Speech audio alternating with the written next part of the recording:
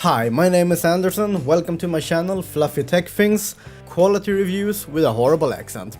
Today we're gonna talk about the Aspire PockeX Vape Pen. This is actually really personal to me because I was, in some sense still am a smoker. I've been smoking for many years and tried to stop several times, countless times actually, unsuccessfully.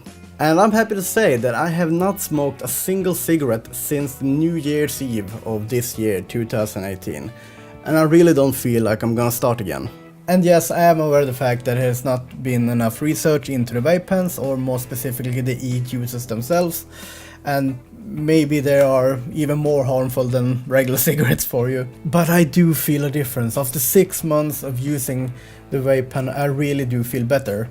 I don't know, maybe that's just me.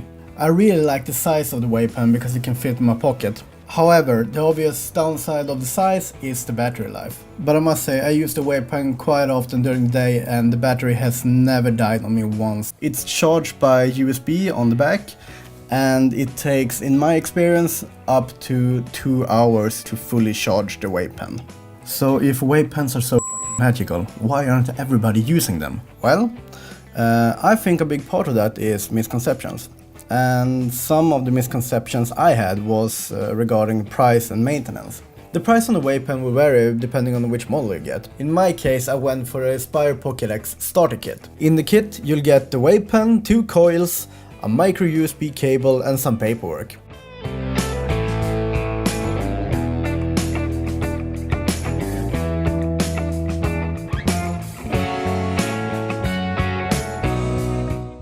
The smoke itself doesn't stick to any surface or clothing as long as there's some type of airflow, like an open window or a kitchen fan or something like that. Let's talk about the e-juice, the actual liquid that you smoke. The first thing you will notice about the e-juices is that there are a lot to choose from. We'll get into the actual flavors in a bit, but first, there are 2 main types of e-juices, a thicker one and a lighter one. And depending on which model of vape pen you have to choose one or the other. In my case, the Aspire PockeX can handle both. The next step is to decide the blend of e-juice. On the label of the e-juice bottles and on the packaging you will find the blend marked as VG and PG. VG stands for vegetable glycerin and PG stands for propylene. I like to think about it this way. VG equals the strength of the flavoring agent in your e-juice. In my case, it's maple butter, so it tastes like maple syrup. And the PG is the roughness that you get in your throat from real cigarettes. In my case, I prefer a 70 to 30 blend, with 70 being the flavoring agent and 30 being the raspiness and the feeling in your throat. Just a quick thing, and this will vary in different countries, but here in Sweden the government has actually passed a law that prohibits the sale of larger bottles of e-juice with nicotine in it. If you buy your e-juice online, be aware of this and make sure to buy extra nic shots that you can mix into your e-juice. The nic shots come in 10 ml bottles with different kinds of strengths. So if you want, you can gradually step down the amount of nicotine in your e-juice. The price of the e-juice will vary depending on the brand and the flavor you get, but for me it's about 240 Swedish crowns when I buy, and I buy about 2 times a month.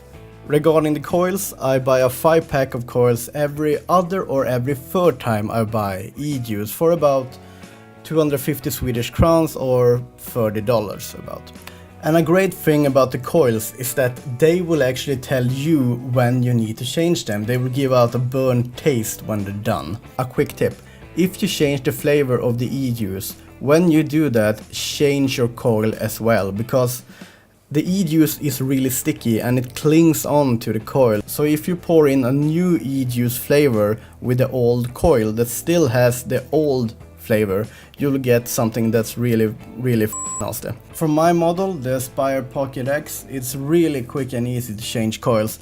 I've done it in bars, in restaurants without any problems.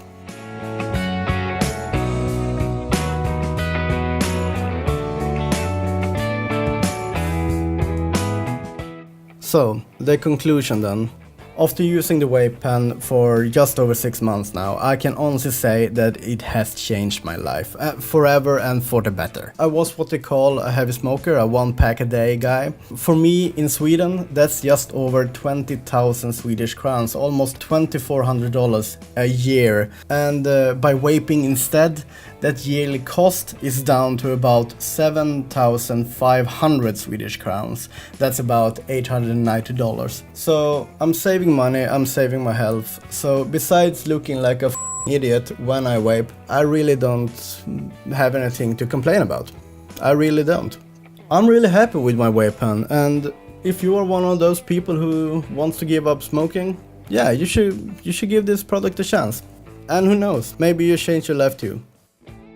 Thank you so much for watching. I hope this review was helpful. If you want to check out the product, I'll leave a link down in the description. Please help support this channel by subscribing, and I hope to see you in the next one.